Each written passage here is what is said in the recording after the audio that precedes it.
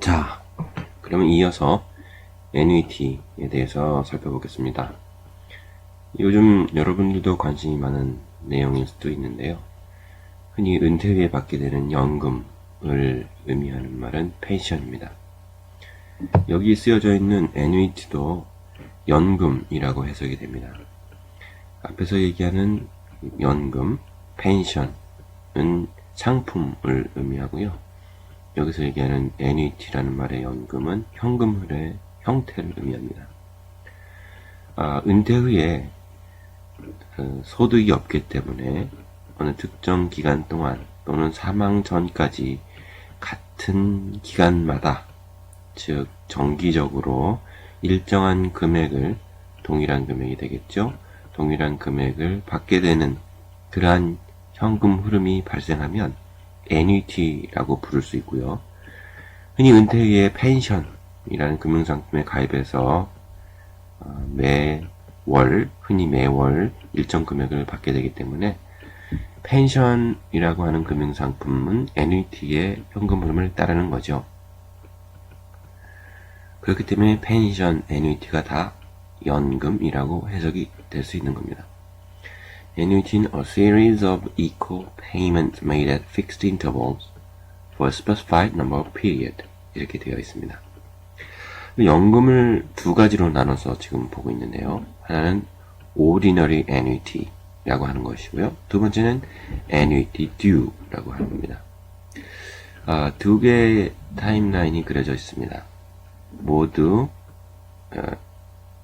T는 3까지이고요. 수익률은 5%입니다. 하지만 주의하실 점은 현금 흐름이 언제 발생하고 있는가 하는 겁니다.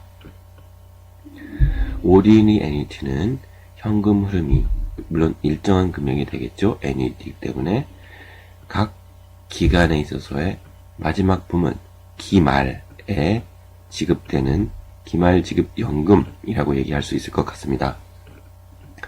반면에 annuity due라고 하는 것은 기초에 지급되기 때문에 기초 지급 연금, 이렇게 얘기할 수 있겠죠. 그러면 이 두 가지 형태의 현금 흐름은 둘 다 annuity인데요. 앞에서 배웠던 4팩터로 해결할 수 없습니다. 4팩터의 경우에는 present value, future value가 최초와 최종의 시점에서 현금 흐름이 발생하기 때문에 present value, future value로 간주할 수 있는데요. 이런 경우에는 기간마다 동일한 금액이 발생하는 페이먼트만 있는 경우가 되겠습니다. 그렇기 때문에 앞에서 얘기한 present value가 없게 되는 거죠. 자, 그러면 ordinary annuity를 먼저 계산기를 이용해서 계산해 보겠습니다. 계산기를 일단 켜고요. time value of money를 해줍니다. 잊지 마세요. time value of money를 클리어해야 된다는 사실이요. 자, 그러면 n은 3이 되겠죠. 3 n 이자율, 수익률은 5%이니까 5 i/y. 자, present value는 없습니다. 0이라는 뜻이 되겠죠. payment는 100입니다. 자, 이러면 future value를 구할 수 있겠죠. 자, 한번 구해볼까요? compute future value 315.25이네요. 바로 이 값이 틀린 값입니다. 315.25.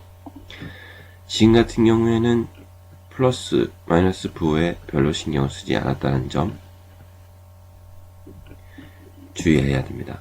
다시 말씀드리면 사실은 연금을 지급하는 사람의 입장에서는, 즉 국민연금이나 사학연금 같은 경우에는 100씩의 연금을 받고, 연금 형태의 지급을 받고, 돈을 받고 3시점 후에, 3기간 후에 얼마를 지급해야 되느냐 라는 문제였다면 아마도 마이너스 315.25라는 답이 맞게 되겠죠. 자, 그렇다면 그걸 수정하기 위해서 내가 만약에 100을 지급한다 그게 페이먼트였다 라고 한다면 얼마의 가치가 되겠냐? 315.25다. 단순히 플러스하고 마이너스 부호만 바꿨지만 누구 입장에서 문제를 보고 있느냐가 명확해집니다. 자, 다음은 annuity due입니다. clear time value money 하시고요. n은 3입니다. 이자율은 5%이죠. 자, 페이먼트는 100입니다. 지금 이 세 가지 n, i/y, payment를 입력했을 때 만약에 future value를 구한다면 앞에서 구했던 ordinary annuity와 같은 값이 나오게 됩니다. compute. 그렇죠? 그렇지만 캐시플로우에서는 명확한 차이점이 있습니다. 과연 이 문제를 어떻게 해결해야 될까요? 계산기에는 페이먼트 위에 BGN이라는 용어가 쓰여져 있습니다. 자, 그러면 BGN은 무엇이냐? Beginning Mode라는 뜻입니다. Ordinary Annuity는 기간마다 현금이 기말에 지급되거나 또는 지출되기 때문에, 그렇죠? 현금이 유입, 유출되기 때문에 end 모드를 사용해야 하지만 annuity due라고 하는 것은 기초에 지급되기 때문에 beginning 모드를 사용해야 된다. 그렇다면 계산기를 어떻게 beginning 모드로 바꿀 수 있을까요? 아마도 second payment key라는 키를 눌러봅니다. 화면에 보시다시피 END, 즉 현재 세팅은 end 모드로 되어 있다 라는 뜻이고요. 그럼 beginning 모드로 어떻게 변환할 수 있을 것이냐? 세팅의 키를 이용해라. 세팅 키는 앞에서도 봤다시피 end, second end, enter 키를 누르면서 바뀝니다. 자, 보시다시피 BGM 모드로 바뀌었죠. 그러면 클리어를 하고 계산기를 껐다 켜도 BGM 모드라는 것을 알 수 있습니다. 자, 그러면 그 BGM 모드 annuity due를 계산해 볼까요? clear time value money를 하고요. n은 3, 5%, payment, 이 경우에는 마이너스를 넣어보겠습니다. compute future value 331.01. 이 값도 여전히 틀렸네요. 도대체 이 두 번이나 값을 잘못 계산한 것은 무엇 때문이었을까요?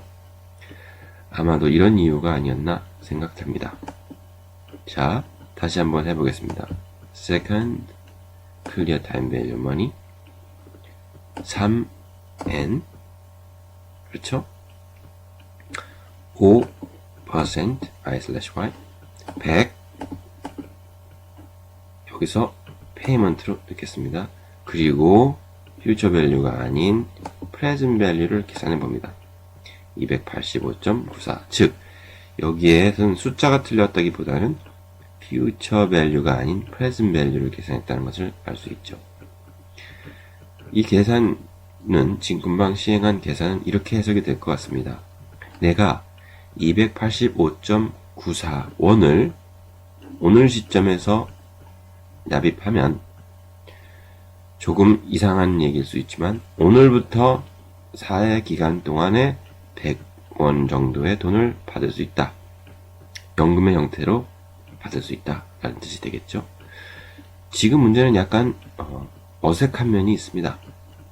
그렇다면 위에서 풀었던 엔드 모드의 이슈를 같이 한번 다뤄보겠습니다. 주의하실 점은 엔드 모드이기 때문에 반드시 세팅을 다시 엔드 모드로 바꿔줘야 됩니다. second payment를 눌러서 end beginning mode change를 할 수 있는 화면을 띄우고요. second enter를 누름으로써 end 모드로 돌아감을 알 수 있습니다. 화면 상단에도 아까 보였던 BGN, 즉 beginning 모드를 의미하는 그 인디케이터가 사라졌음을 볼 수 있죠. 자, 이제 end 모드입니다. clear time value money를 하고 3n 5% 100 payment. 아까와 달리 present value를 계산해 보겠습니다.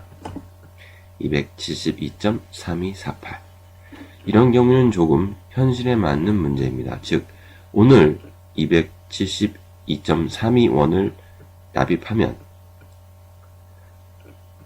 은행에서 5%의 수익을 준다는 가정하에 향후 3기간, 3년이 될 수도 있고 3달이 될 수도 있겠습니다만 매달 말일에, 매년 말일에 100의 연금을 받을 수 있다 라는 뜻을 의미하게 되죠.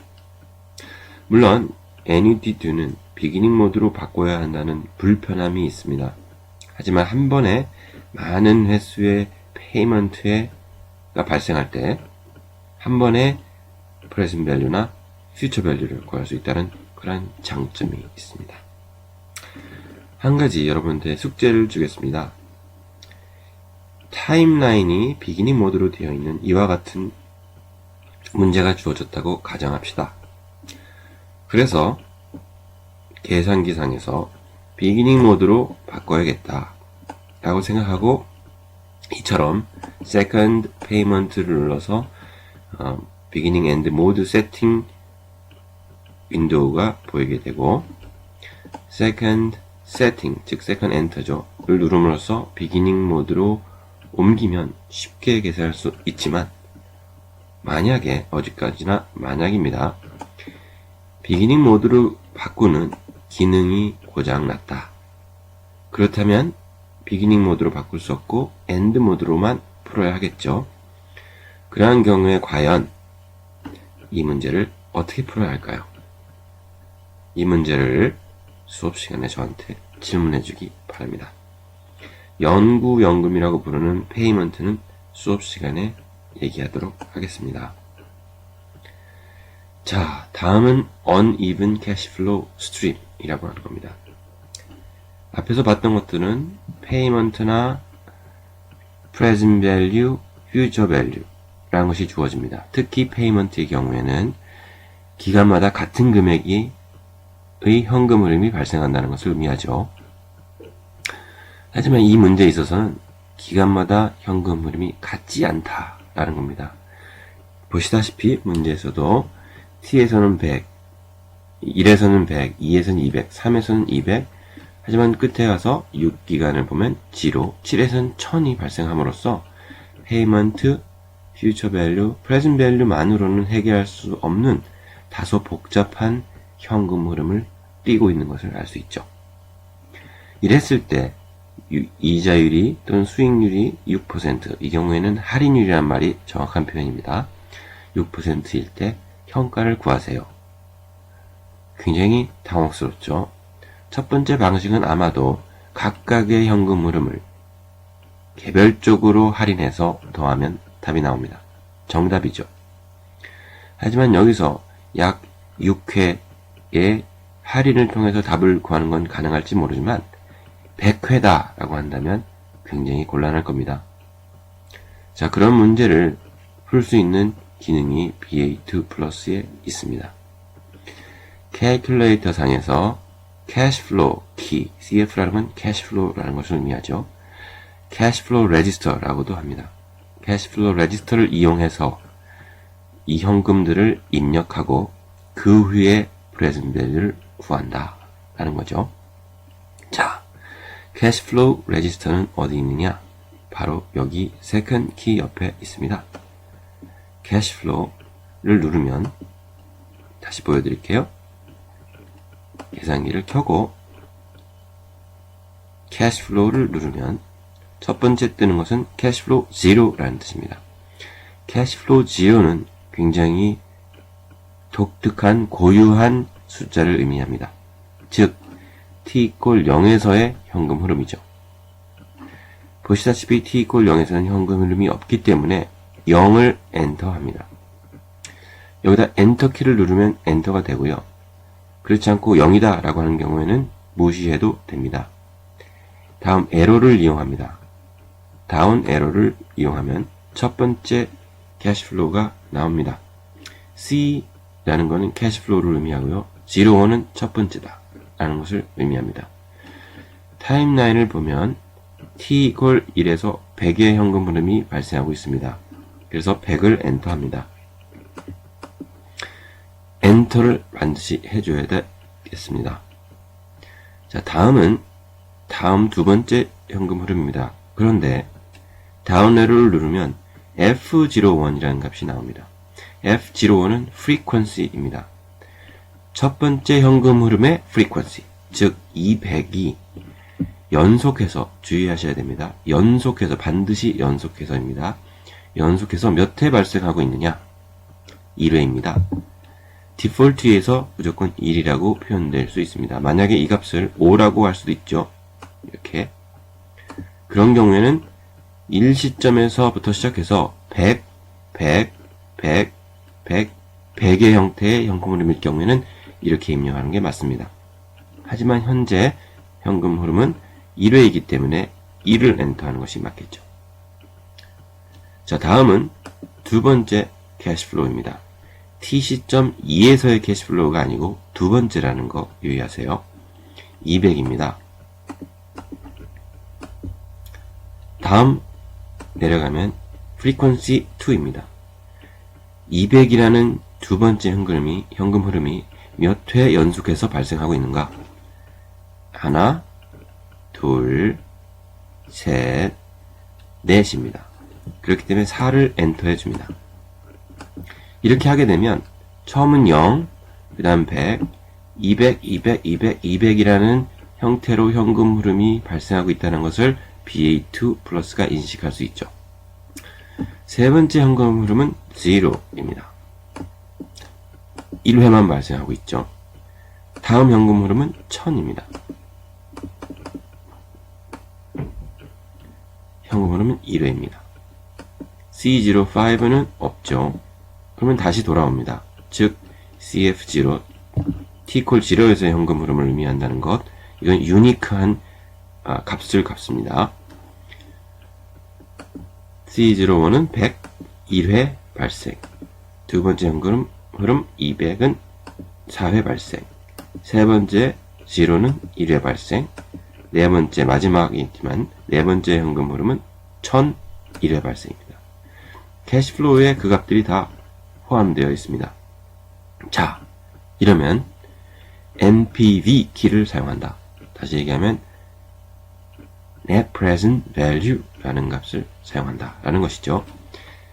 NPV 키를 누르면 첫 번째 값은 I를 물어봅니다. I는 이자율입니다.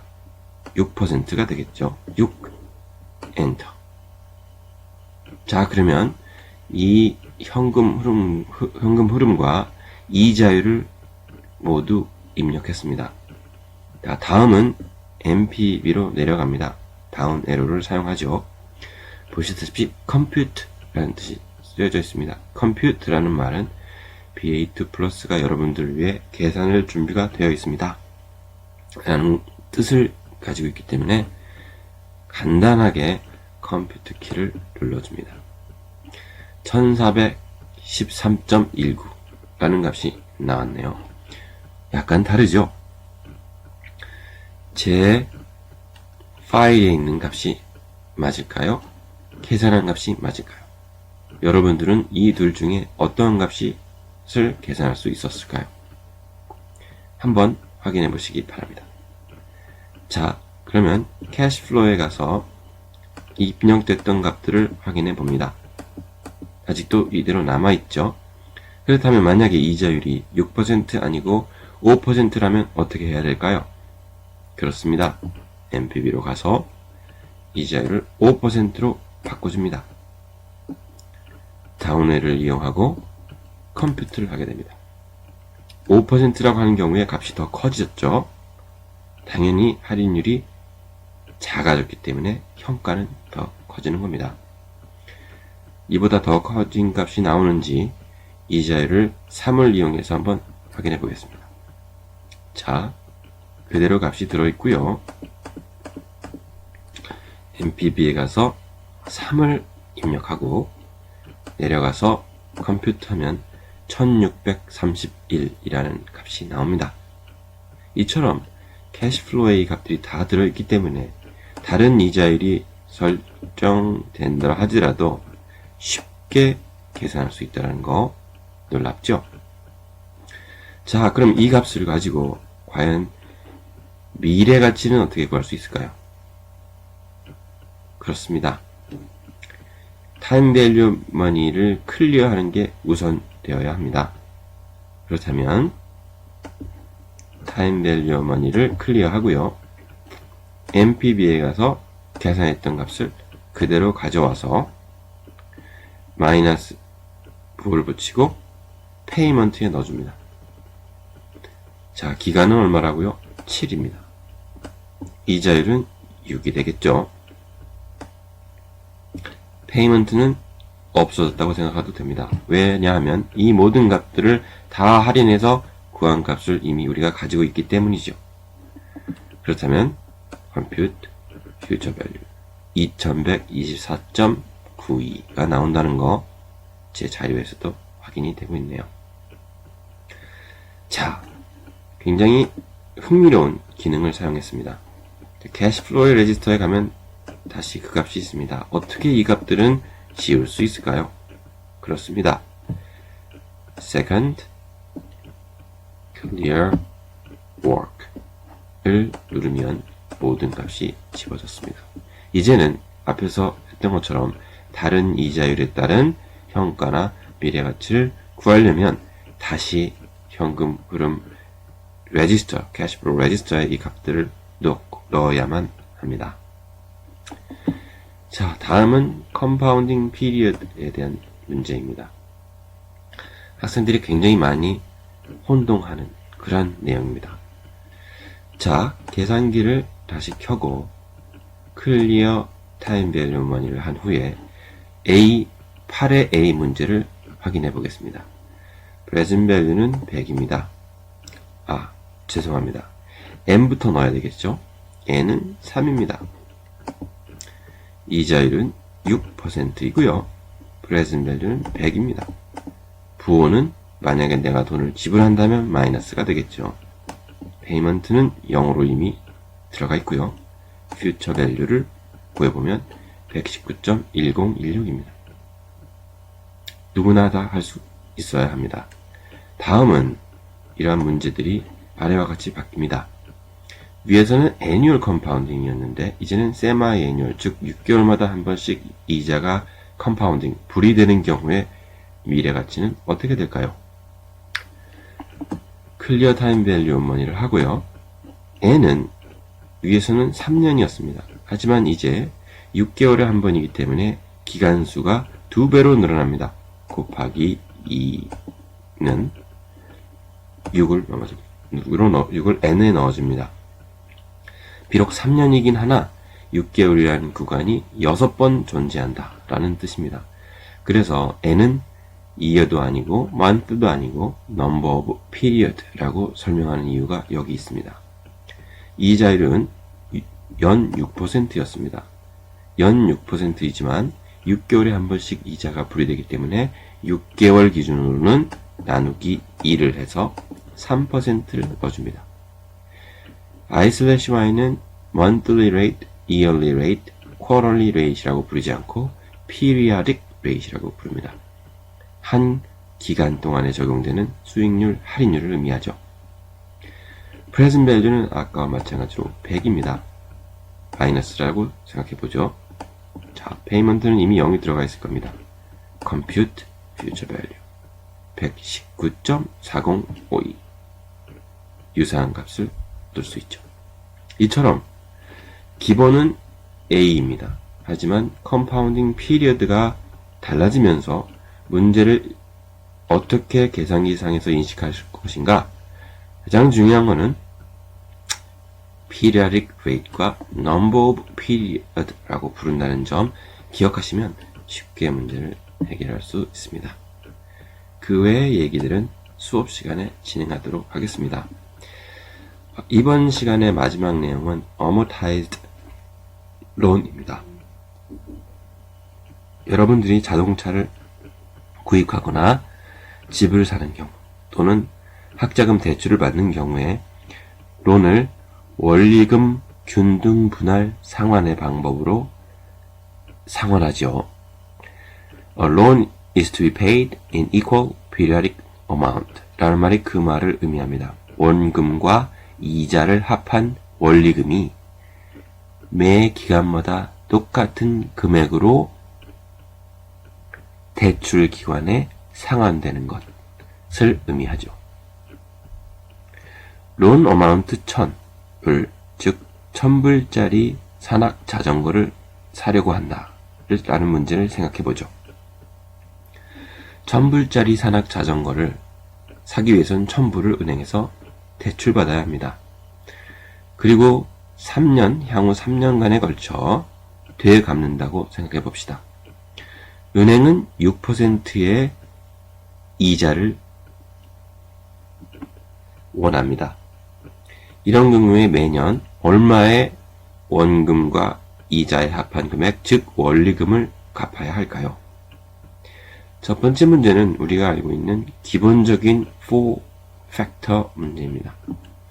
계산기를 켜고 클리어 타임 밸류 머니를 합니다. 피리어드는 3 피리어드. 이 경우에는 3년이라는 연수와 일치하고 있습니다. 다음 이자율은 연이자율 6%가 되겠죠. 하지만 연이자율임에도 불구하고 우리는 계산기상으로는 periodic rate이라고 부릅니다. 페이먼트는 1000입니다. 마이너스일까요? 여러분 입장이라면 플러스입니다. 대출금을 받았기 때문이죠. 페이먼트를 구하는 문제입니다. future value는 0이 될 것이고요. compute payment를 계산합니다. 즉 1000불짜리 산악 자전거를 지금 사기 위해서 대출을 지금 받았다고 할 때 향후 3년간 6% 이자율에 근거한다면 매년 연말에 374불 10의 금액을 갚아야 한다. 3년 동안 이 금액을 다 갚고 나면 대출이 완전 상환하게 된다라는 겁니다. 자, 이 문제를 아래와 같은 표를 만들어서 생각해 볼 수 있습니다. 첫 번째 연도에는 beginning balance가 1000불입니다. 그렇겠죠? 1000불을 빌렸기 때문이죠. 대출금 잔고라고도 얘기할 수 있겠네요. 페이먼트는 위에서 얘기한 것처럼 374불 11을 갚습니다. 그럼 이 중에 이자는 얼마일까요? 연 이자가 6%이기 때문에 1000불을 빌렸다면 60이 됩니다. 그렇다면 원리금 균등 분할 상환에 의해서 지급되는 374불 11 중에 60불을 제외한 나머지 314불 11은 무엇일까요? 원금 상환액입니다. 즉 1000을 빌려서 374불 11을 냈지만 그 중에 원금이 상환된 부분은 314.11입니다. 왜냐하면 60은 이자이기 때문이죠. 이 두 가지를 합하면 374.11이 되는 것을 알 수 있고요. 하지만 1000불 중에 얼마를 갚았느냐? 이자가 아닌 원금 상환액을 뺀 385.89가 됩니다. 즉 1년 후에 1000불이었던 대출금은 685.89의 잔고로 떨어지게 되죠. 그 리메이닝 밸런스가 다음 연도에 적용됩니다. 즉 두 번째 해에는 여러분들이 은행에 갚아야 될 대출금 잔액은 685불 89라는 것이죠. 해마다 같은 금액 374.11을 상환하기 때문에 685.89의 6%인 41.15가 이자율이고요. 이자액이고요. 374.11에서 이 이자 금액을 뺀 332.96이 원금 상환액입니다. 두 번째 연도를 시작할 때 대출금 잔액이 685.89였고 비록 374.11은 지급했으나 그 중에 41.15는 이자였기 때문에 원금은 332.96이 상환이 돼서 잔액은 352.93이 됩니다. 이 금액은 다시 3년 차에 적용되고요. 374.12를 원리금 균등 분할 상환액으로 상환하고 나면 352.93에 대한 이자 6%, 즉 21.18이 이자로 지급되고 374.11에서 21.18의 이자를 뺀 352.93이 원금의 상환이고, 이 금액을 상환하고 나면 대출은 다 갚아지게 된다는 것이죠. 3년에 걸쳐서 여러분들이 은행에 지급한 돈은 1122.33입니다. 대출금은 1,000불이었죠. 그렇다면 이 차액은 무엇일까요? 그렇습니다. 이자액이 되겠습니다. 3년 동안 1,000불을 빌려 산악자전거를 잘 타고 돈을 갚았는데 갚은 돈을 보니 122.33을 이자로 지급했다라는 결론에 도달할 수 있죠. 자, 그렇다면 매달 월금 균등 분할 상환을 하는 자동차 론, 오토론은 어떤 표를 그릴 수 있을까요? 매달이기 때문에 12회 상환이 일어나고 약 5년에 걸쳐서 상환한다면 60회에 걸쳐서 상환이 일어납니다. 그렇다면 이 테이블이 60개 정도 밑으로 더 그려져야 되겠죠. 만약에 집을 샀다고 합시다. 매달 상환하고 30년 상환입니다. 30 곱하기 12는 360이죠. 360개의 칸이 있는 테이블을 그려야 합니다. 쉽지 않습니다. 자, 그러한 어려움을 BA2 플러스가 해결해 줍니다. 자, 그러면 BA2 플러스를 가지고 이 문제를 살펴보도록 하겠습니다. 일단 계산이 되었던 값이 payment입니다. compute payment. 이것이 1차적 단계입니다. 첫 번째는 payment를 계산해야 한다 라는 것이고요.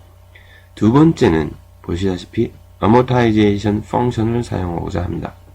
어떻게 사용해야 될까요? second present value를 눌러줍니다. 첫 번째는 P1이라는 값이 보이고 있습니다. P1은 계산기상에서 적용되는 기간의 시작 시점이라고 일단 정의해 보겠습니다. 두 번째는 끝나는 시점입니다. P1이 1이고 P2가 1이다. 시작도 1이고 끝도 1이다. 라는 뜻을 지닙니다. 과연 그 말이 무슨 뜻일까요? 에로를 한번 사용해 보겠습니다. 놀라운 세상이 펼쳐질 겁니다.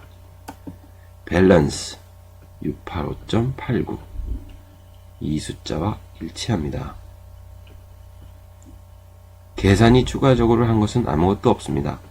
단순히 P1과 P2를 지정해 줌으로써 그 기간의 밸런스를 볼 수 있습니다. 다시 한번 눌러볼까요? PRN Principal 라는 뜻입니다. 그 숫자는 이 숫자와 일치합니다. 314.1098 한 번 더 누르면 이자가 나오겠죠. 60입니다. 다시 돌아오면 P1입니다. 즉 P1과 P2를 11로 했을 때 이 세 개의 숫자를 볼 수 있었습니다. 그렇다면 그 다음 줄에 있는 이 세 개의 숫자는 어떻게 볼 수 있을까요? P1과 P2를 조정해야 됩니다.